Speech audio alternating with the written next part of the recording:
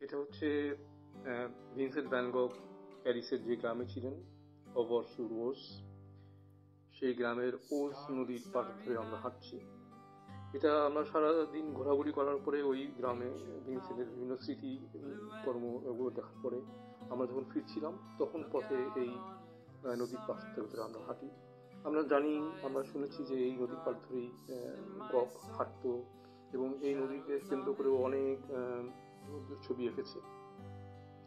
এই নদীটা আসলে সেইন নদীর একটা উপনদী, যেটা বেলজিয়াম থেকে ফ্রান্সে প্রবেশ করেছে। এটা এর আশেপাশের দৃশ্য খুবই মনোরম এবং আমি বলবো সবাই যারা এই গ্রাম ভ্রমণ করেন অবশ্যই নদীর পাড় ধরে হাঁটবেন।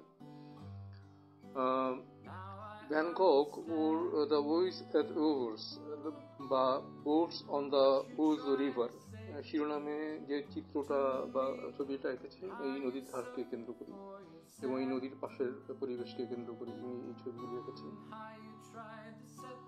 এই গ্রামটা খুবই শিল্পী এবং আঁকাবান্ধব।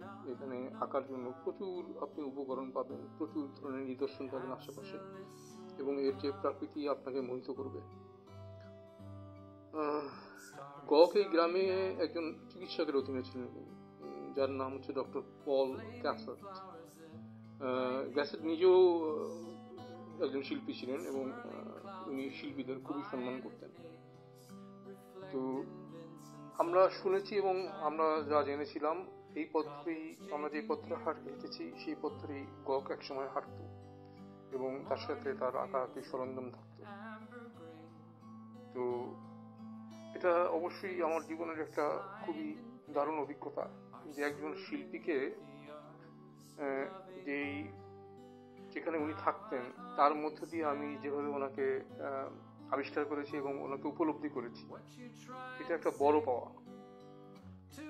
আমি যদি বলি যে ইউরোপে আসার পরে আমার সবচেয়ে যে চমৎকৃত যে অভিজ্ঞতাটা সেটা হচ্ছে এই গঘের গ্রামে ঘোরা এবং যেখানে মৃত্যুর আগ পর্যন্ত উনি ছিলেন।